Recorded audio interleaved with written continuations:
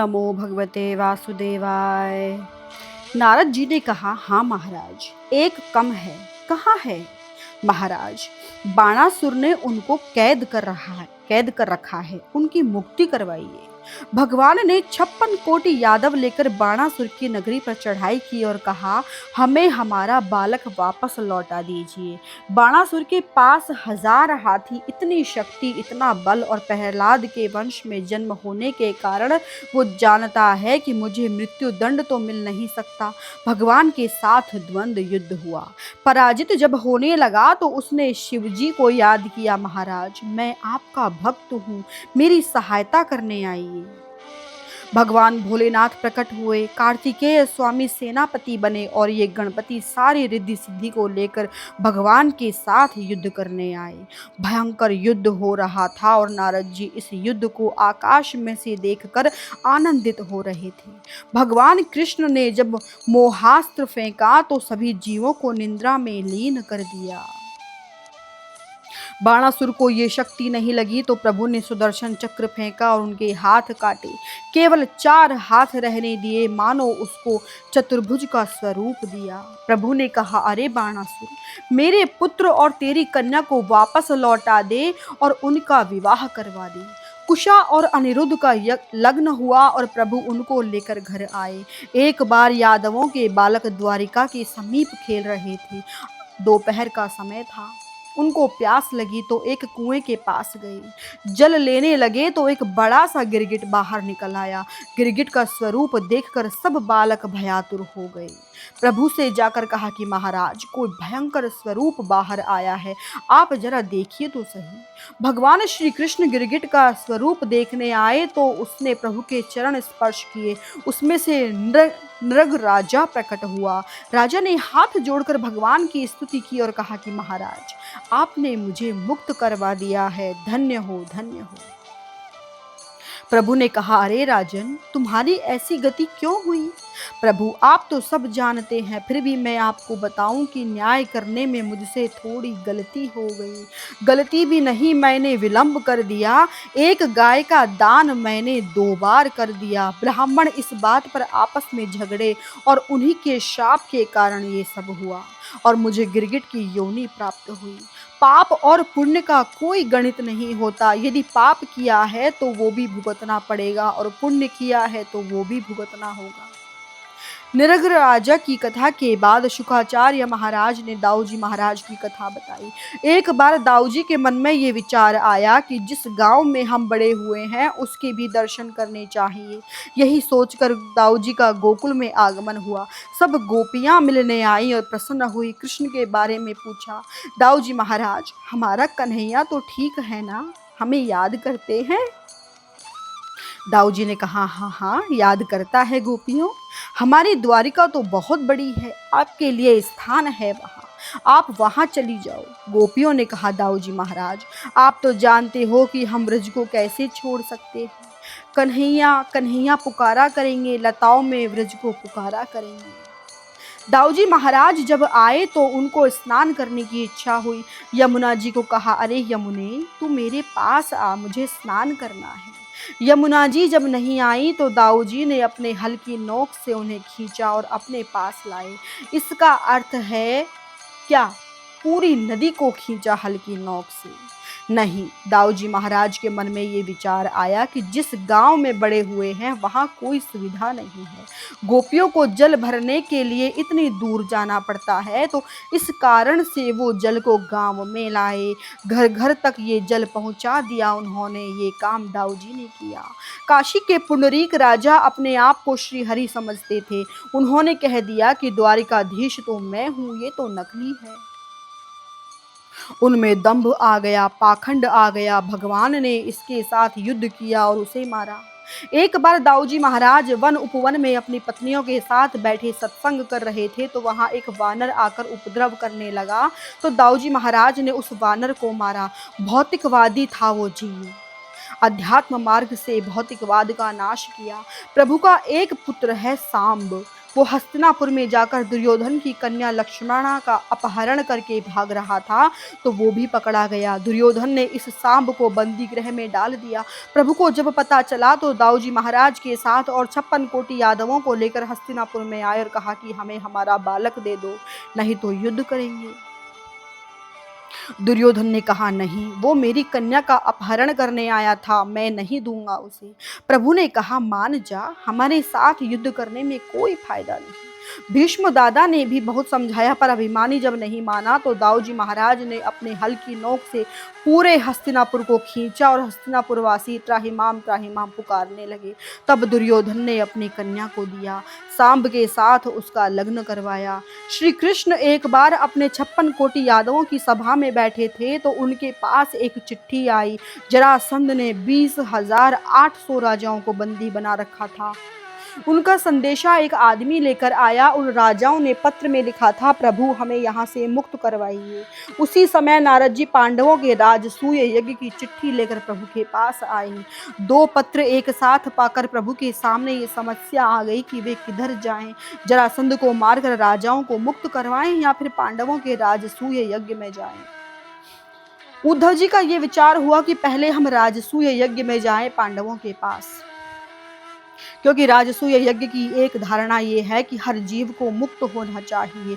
तो ये राजसूय यज्ञ भी हो जाएगा और ये जरासंध को भी हम मारेंगे। परिवार के साथ 56 कोटि यादव लेकर भगवान पांडवों के घर अतिथि हुए। भगवान को परिवार सहित निमंत्रण देने के लिए भी हिम्मत होनी चाहिए, क्योंकि 56 कोटि यादव एक प्रभु स्वयं, 16,108 रानी और 1,77,188 लड़के, इन सबको लेकर पांडवों के घर आए। स्वर्ण के लिए लंका में गए और जीव मात्र को मुक्त कराने के लिए अर्जुन के साथ भीमसेन को लेकर परमात्मा जरासंध की राजधानी मगध देश अर्थात पटना में आए। सवेरे के समय जड़ और चेतन के मिलन से ये जरासंध हुआ है। 2 माँ का एक बेटा, शिव जी की कृपा है इस पर। सुबह के समय भिक्षुकों को दान देता है। अर्जुन और भीमसेन के साथ यहाँ आकर प्रभु साधु वेश में खड़े थे। जब जरासंध भिक्षा देने के लिए आया तो प्रभु ने कहा, हम रोटी मांगने नहीं आए जरासंध, तो हम तो युद्ध मांगते हैं। जरासंध समझ गया कि ये कोई सामान्य व्यक्ति नहीं है। बोला, बताओ तुम कौन हो? प्रभु ने अपना अर्जुन का और भीमसेन का परिचय दिया। जरासंध ने कहा, कन्हैया, तूने मेरे साथ 17 बार लड़ाई की और तू रण छोड़कर भाग गया। तू तो रण छोड़ है, मेरे साथ तू युद्ध नहीं कर सकता और ये अर्जुन तो मुझसे छोटा है, ये भी मुझसे युद्ध नहीं कर पाएगा। जरासंध समझ गया था कि न तो मैं कृष्ण को जीत सकूंगा और न ही अर्जुन को जीत सकूंगा। तब भीमसेन के साथ यदि युद्ध करूं तो वो शायद सफलता मिल जाए।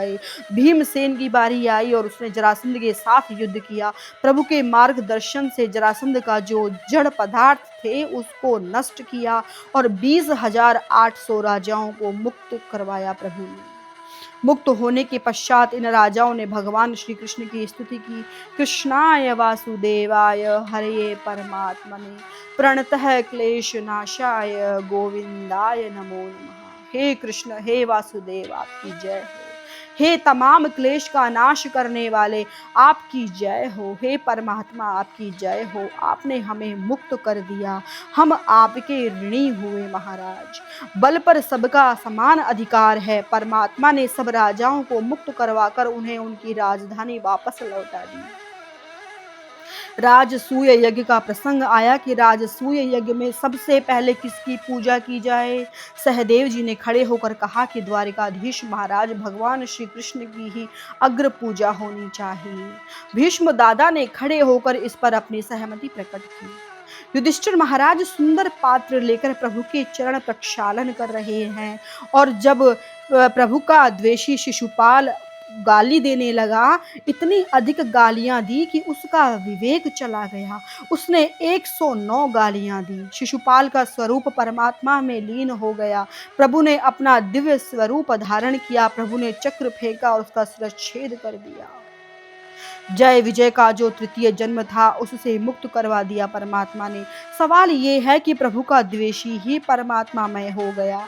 इस प्रसंग पर मधुसूदन सरस्वती ने बड़ी सुंदर बात बताई है कि प्रेमी या द्वेषी जो भी हो, जिसकी जितनी आयु होती है वो तो पूरी करेगा ही। द्वेषी पूरी जिंदगी गालियां देते देते दुश्मनी मन में रखता हुआ जिएगा और प्रेमी सुख और आनंद से अपना समय बिताएगा। प्रेमी से अधिक दुश्मन याद आता है, जिसका चिंतन करते हैं उसी में लीन हो जाते हैं। तो ये शिशुपाल तो प्रभु से द्वेष रखता था, रात दिन उनको गालियां देता था, इसीलिए वो प्रभुमय हो गया। दंत वक्र को जब पता चला कि मेरे भाई को कृष्ण ने मार दिया तो वो युद्ध करने आया।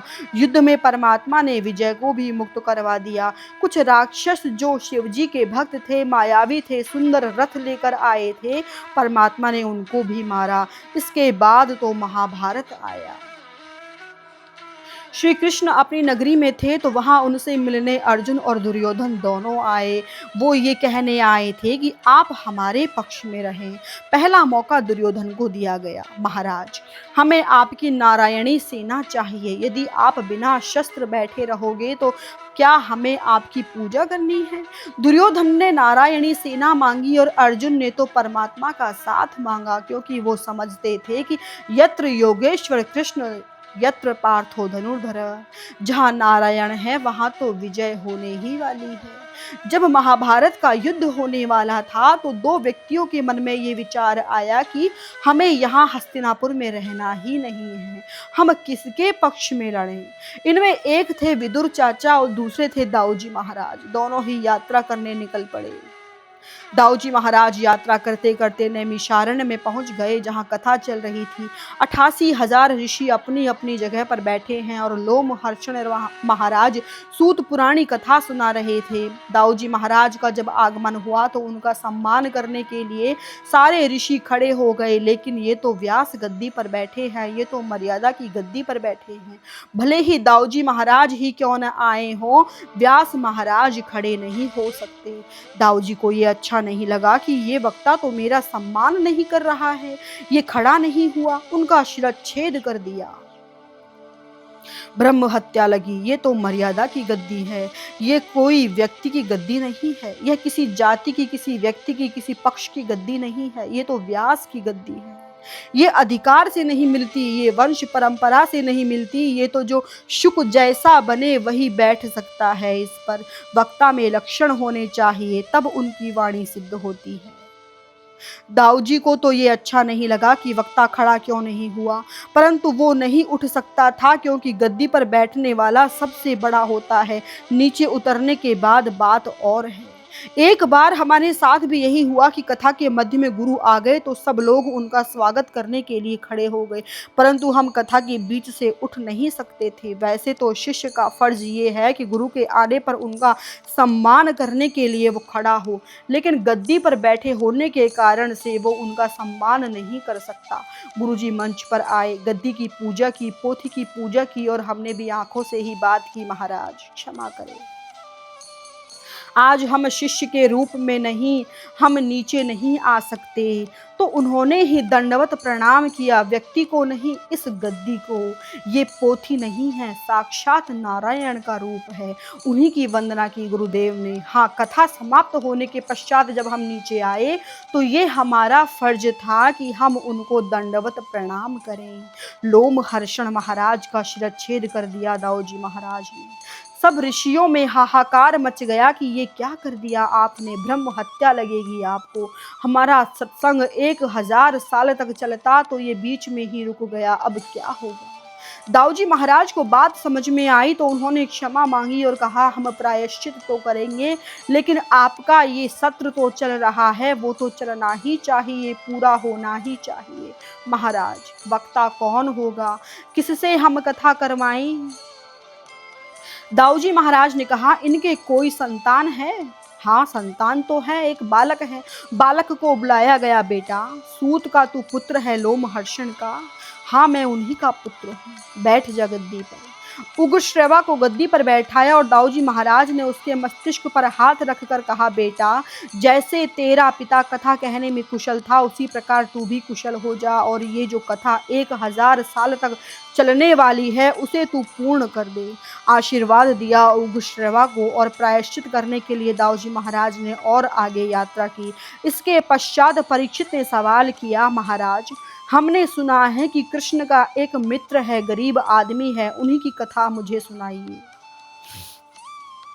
2 अध्याय में सुदामा का चरित्र आता है। कृष्णस्यासीत सखा कश्चिद ब्राह्मणो ब्रह्मवित्तमः विरक्त इंद्रिया यथार्थेषु प्रशांतात्मा जितेंद्रियः। दक्षिण भारत में एक शब्द है कुचेल, जिसकी धोती फटी हुई है, गंदी है, मैली है, उसे सुदामा कहा जाता है। दक्षिण भारत में कुचेल स्वामी कहा जाता है। गरीब थे, अर्थोपार्जन नहीं करते थे, कोई घर में आकर कुछ दे जाए तो भोजन कर लेते थे। एक बार तो 5 दिन का उपवास हो गया, बच्चे भी थे। एक दिन सुदामा की पत्नी के मन में विचार आया कि हम तो अपना काम चला लेंगे, लेकिन इन बच्चों में से कोई कम ना हो जाए। इसीलिए उसने पति से कहा, आपके मित्र एक मित्र है ना, श्री कृष्ण जगत के पिता हैं, आप उन्हीं के पास जाइए ना, दरिद्रता दूर कर देंगे। हे देवी, ऐसा मत कहो, मैं मांगूंगा नहीं। कृष्ण के साथ मेरा नाता है, पर वो लेन देन का नहीं है, और फिर मैं तो उससे बड़ा हूँ। नहीं महाराज, मांगने की आवश्यकता नहीं, आप जाओगे तो वो समझ जाएगा, आपको देखकर स्वयं ही दे देगा। पत्नी का नाम सुशीला है, बड़ा अच्छा स्वभाव है। देवी, मैं उनसे बड़ा हूँ और बच्चों के लिए कुछ ले जाना चाहिए, मैं खाली हाथ कैसे जाऊँ? मैं अभी जाकर पड़ोस से पोहा लेकर आती हूँ। देवी, मांगो नहीं। तो पत्नी ने कहा, नहीं मांग रही, जब हमारे पास हो जाएगा तो हम वापस लौटा देंगे। थोड़ा सा पोहा लेकर सुशीला आई और एक पोटली में बांध कर दे दिया अपने पति को। ठंडे का मौसम, कृशकाय शरीर, लंबी यात्रा, लेकिन अपने मित्र कृष्ण से मिलने के लिए सुदामा ने अपनी सुदामापुरी को छोड़कर द्वारिकापुरी की ओर प्रस्थान किया। चल दिए सुदामा। सुबह का समय, ठंड का मौसम, पैरों में कांटे चुभ गए, थककर एक स्थान पर गिरकर बेहोश हो गए। यहाँ द्वारिकाधीश को पता चलेगा कि मेरा मित्र मुझसे मिलने आ रहा है, शक्ति नहीं है तो गरुड़ को बुलाया और कहा, गरुड़, मेरा भक्त यहाँ आ रहा है, जाकर उसे यहाँ ले आओ। गरुड़ जी महाराज सुदामा को उठाकर द्वारिका के पास ले आए। गरुड़ तो उनको छोड़कर चले गए और जब सुदामा को होश आया तो स्वर्ण की नगरी का दर्शन किया। कोई व्यक्ति वहां से गुजर रहा था तो उससे पूछा, अरे भाई, ये कौन सी नगरी है, कहाँ आ गया मैं? ये तो द्वारिकापुरी है भाई। तो सुदामा ने चौंक कर पूछा तो वो कृष्ण का भवन वह रहा सामने, जहाँ 52 गज की ध्वजा लहरा रही है। ये भी कितना विभिन्न है द्वारिका। आज भी कुछ लोगों का यही काम है, ध्वजा को चढ़ाना और ध्वजा को उतारना। सुदामा सुदामा पूछते पूछते महल के पास पहुंचे और जब वहां स्वर्ण का रथ और स्वर्ण महल देखा तो वो 2 कदम पीछे हट गए। चारों ओर पहरेदार घूम रहे थे। उनसे पूछा, अरे भाई, ये कन्हैया का महल है? पर कोई उत्तर ना पाकर सुदामा ने बिना पूछे ही अंदर प्रवेश करना चाहा तो पहरेदारों ने रोका। अरे महाराज, कहाँ जा रहे हो? अरे भाई, कन्हैया से मिलना है, सुदामापुरी से आ रहा हूँ, मैं उनका मित्र हूँ। दोनों पहरेदार खूब हंसे और बोले, महाराज, ये तुम्हारी पेट की भूख खोपड़ी में चली गई है, जाओ 2 रोटी खा लो, ठीक हो जाओगे। नहीं भाई, मैं झूठ नहीं बोल रहा, कन्हैया मेरा मित्र है और मैं क्षेत्र अन्न नहीं खाता। एक बार कृष्ण को कह दो कि तेरा मित्र मिलने आया है और यदि कन्हैया मना कर दे तो मैं चला जाऊंगा। एक बार कह दो। एक व्यक्ति को लगा कि गले में जनेऊ, ललाट पर तेज है, शायद झूठ नहीं बोल रहा। वह बोला, क्या नाम है महाराज? बोले, कन्हैया को कहना कि सुदामा तुझसे मिलने आया है। ठीक है महाराज, यहाँ खड़े हो जाओ, अभी आए। पहरेदार अंदर गया। श्री कृष्ण अपनी अष्टपट रानियों के साथ स्वर्ण के झूले पर बैठे हैं और गुहार करते हुए बोला, द्वारिकाधीश की जय हो। क्या है भाई, क्या काम है? महाराज, कोई ब्राह्मण आए हैं आपसे मिलने के लिए, कहते हैं कि आपके मित्र हैं, उन्होंने कहा है कि प्रभु को जाकर कहो कि सुदामा मिलने आए हैं। सुदामा शब्द जब प्रभु ने सुना तो पटरानियों को हटाकर नंगे पैर प्रभु दौड़े। दरवाजा खोलकर परमात्मा नीचे कूदे और आए। सुदामा का जहाँ खड़ा हुआ था वहां आकर उसे गले लगाया और कहा, अरे सुदामा, इतने दिन तू कहाँ था? सुदामा की आंखों से आंसू बहने लगे। पटरानियां देख रही थी कि ये क्या हो रहा है। बावरे हो गए, प्रभु किसको मिलने के लिए? कौन है ये मित्र? कृष्ण ने सुदामा को कहा कि चल अंदर। पहरेदार देखते रहे कि ऐसे भी मित्र होते हैं। एक पहरेदार ने सुदामा से कहा, महाराज अंदर जाकर हमारी शिकायत मत करना, नहीं तो हमारी नौकरी चली जाएगी। परमात्मा सुदामा का हाथ पकड़कर अंदर लाए और अष्टपट रानियों ने जब सुदामा का दर्शन किया तो वो अपना पल्ला मुंह में दबाकर हंसने लगी। किसको पकड़कर लाए हैं ये? ऐसे भी मित्र होते हैं? फटी धोती, कृश शरीर, नंगे पैर, मैली धोती। सुदामा, तुम मुझे मिलने क्यों नहीं आता था? सुदामा ने सोचा कि अब काम हो जाएगा।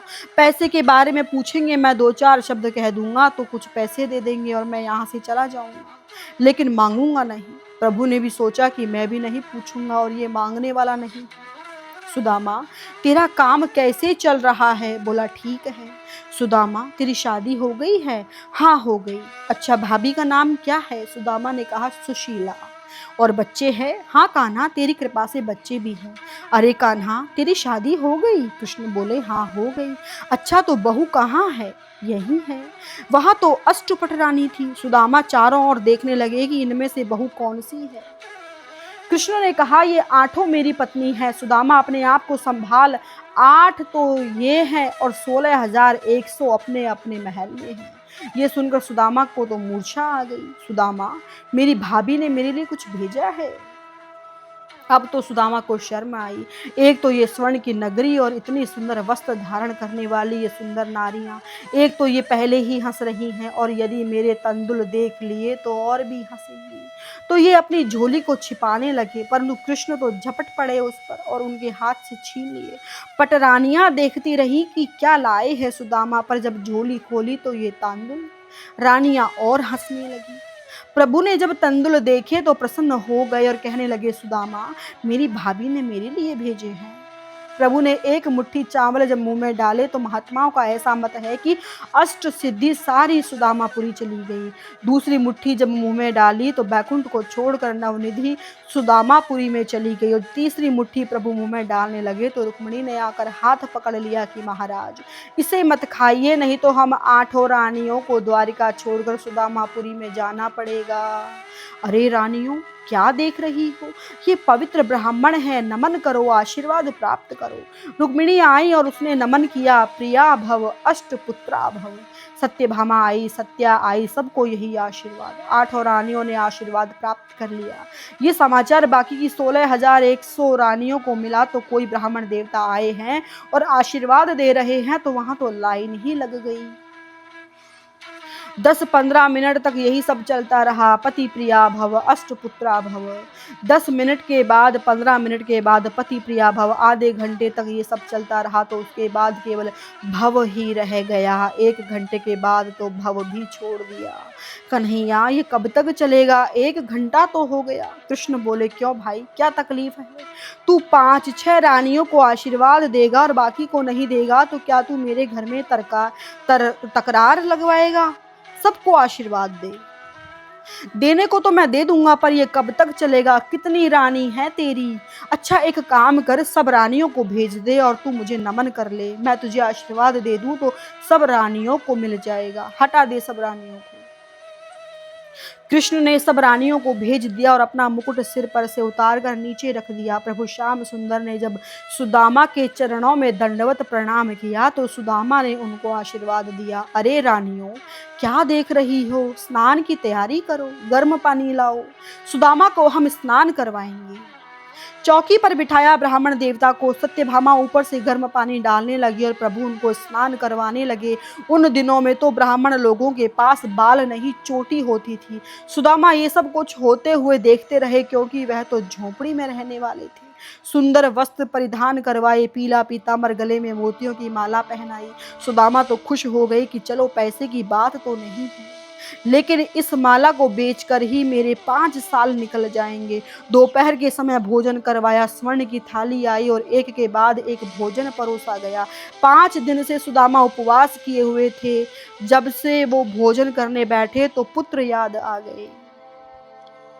भोजन करने के बाद जब वे आराम करने बैठे तो सुदामा से बात शुरू करते हुए कन्हैया बोले, सुदामा, तुझे याद है जब हम आश्रम में साथ साथ रहते थे और एक दिन समिधा लेने जब गए, गुरु माता ने हमको थोड़े चने दिए थे।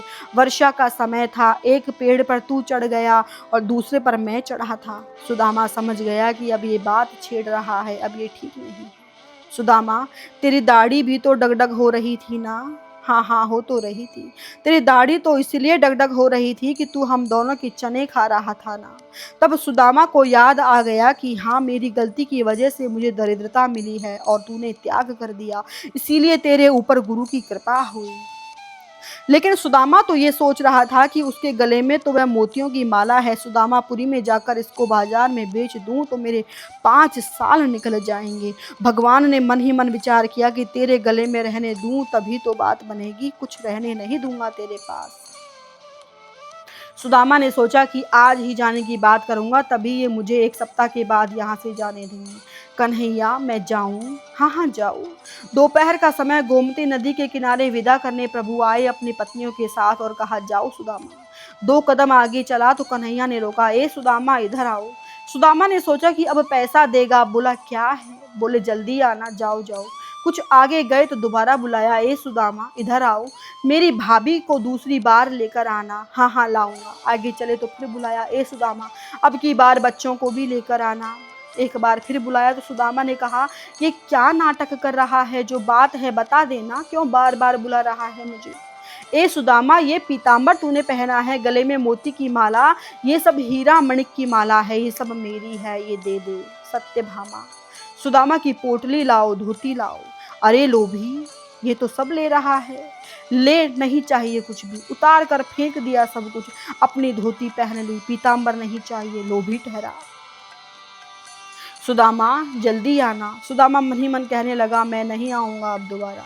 मेरी माला उतार ली, पीताम्बर ले लिया, प्रभु ने तो उसकी विदाई कर दी और यहाँ पूरी यात्रा में सुदामा प्रभु को गाली देता देता आया। प्रभु को सारी यात्रा में लोभी लोभी ही कहता हुआ आया। और जब सुदामापुरी आए, अपने घर के पास आए तो वहाँ झोंपड़ी नहीं थी, स्वर्ण का महल था, 7 मंजिला का, और भगवान श्री कृष्ण के महल से भी अधिक सुंदर।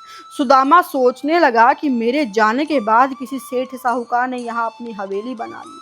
झोंपड़ी में तो कुछ नहीं था, परंतु पत्नी और बच्चों को कहाँ ढूंढूंगा? 7वीं मंजिल से आवाज आई, ओ महाराज ठहरियो। सुदामा ने सोचा कि कोई सेठानी कुछ देगी तो वो खड़ा रह गया। एक अति सुंदर नारी ने आकर दंडवत प्रणाम किया सुदामा को। सुदामा ने कहा, अरे देवी, दूर से प्रणाम करो, स्पर्श न करो। स्पर्श की बात आई है तो यहाँ एक बात ध्यान देने योग्य है कि नारियों को किसी के चरण स्पर्श नहीं करने चाहिए, चाहे परमात्मा कितना ही बड़ा क्यों ना हो, चाहे महात्मा कितना ही बड़ा क्यों ना हो। नारी का धर्म केवल पतिदेव का धर्म है, और यदि कोई महात्मा चरण स्पर्श करवा रहा है तो उनसे दूर रहे। दूर से जय श्री कृष्ण कहो, जय अम्बे कहो, जो आपको ठीक लगे कहो, पर दूर से कहो। जिस प्रकार नारी की पतिव्रत धर्म है, नारी का पतिव्रत धर्म है, उसी प्रकार से हमारा भी पत्नीव्रत धर्म है। नारियों से ये प्रार्थना है कि वे किसी दूसरे पुरुष का स्पर्श ना करें। नारियों का एक ही धर्म है, पति धर्म, वही निभाओ। तुम्हें किसी से स्पर्श करने की आवश्यकता नहीं है, केवल पति के चरण की सेवा करो। सुदामा ने देवी से कहा, अरे महाराज, मुझे देखो तो। जब सामने देखा तो सुशीला, तू, ये सुंदर वस्त्र और ये गहने। हाँ महाराज, मैं आपसे कह रही थी ना, आप कृष्ण के पास जाओ तो सही, आपका स्वरूप देखकर ही वो समझ जाएंगे। कन्हैया ने ये कृपा की, पत्नी अंदर ले गई। वहाँ अति सुंदर दीवान खाना था जिसमें रत्न जड़े थे और सब प्रकार की सुविधा थी। वहाँ सिंहासन पर बिठाया और स्वयं सुशीला चरणों की सेवा करने लगी। नौकरों की तो वहाँ लाइन लग गई। जब कन्हैया ने किया, सुशीला बोली, हाँ महाराज, मैं कह रही थी ना कि आप जाइए, आप वहाँ जाओगे तो वो समझ जाएंगे। अच्छा, बच्चे कहाँ हैं? वो तो गाड़ी में बैठकर गए हैं। सुदामा तुरंत खड़ा हो गया, दरवाजे के पास गया तो पत्नी ने कहा, अरे महाराज, कहाँ जा रहे हैं अभी? देवी, मुझे चिंता थी तुम्हारे खान पान की, तो ये सब तो कन्हैया ने कर दिया। अब तो पैसे का कोई सवाल ही नहीं। मैं सारे रास्ते भर उनको लोभी लोभी कहता हुआ आया हूँ। ऐसो को उदार जग माही, जो बिनु कारण द्रवे दीन न करे। अब मुझे जाने दे, अब मेरी कोई जिम्मेदारी बाकी नहीं रह गई। सुशीला ने कहा, ये बात तो ठीक है महाराज, पर ये फटी हुई धोती तो उतारो। नहीं देवी, ये धोती अब कभी नहीं उतरेगी। ये तो कन्हैया की प्रसादी है, उन्होंने ही मुझे ये दी है, ये कभी नहीं होगा। वही मेरी संध्या पूजा और वही मेरा गोमती का किनारा, अब मैं यहाँ नहीं रहूंगा। सुदामा का याचक व्रत अद्भुत व्रत था और उन्हीं के गांव के हैं, तो ये व्रत हम अभी तक निभा रहे हैं। हमारे पूर्वजों की रीत है और यही रीत हम निभा रहे हैं। एक गौरव, एक संत शिरोमणि प्रकट हुए हमारे गांव में। सुदामा का पोहा खाया और उनके भाग्य को पलट दिया। गांव में तो लिखा है, भाग्य में तो लिखा था श्री क्षय, और परमात्मा ने भाग्य के शब्द को उलट दिया, यक्ष श्री कर दिया। यक्ष यानी कुबेर, कुबेर जैसा धनवान कर दिया। सुदामा का पोहा खाया, परमात्मा के मुख में इसका स्वाद अभी तक रह रहा है। सुलभा का केला, माँ शबरी के बेर, विदुर की भाजी, पदार्थ में तो कुछ नहीं था, पर ये तो भाव था, प्रेम था, प्रभु अभी तक भूले नहीं। श्री कृष्णम शरणम मम।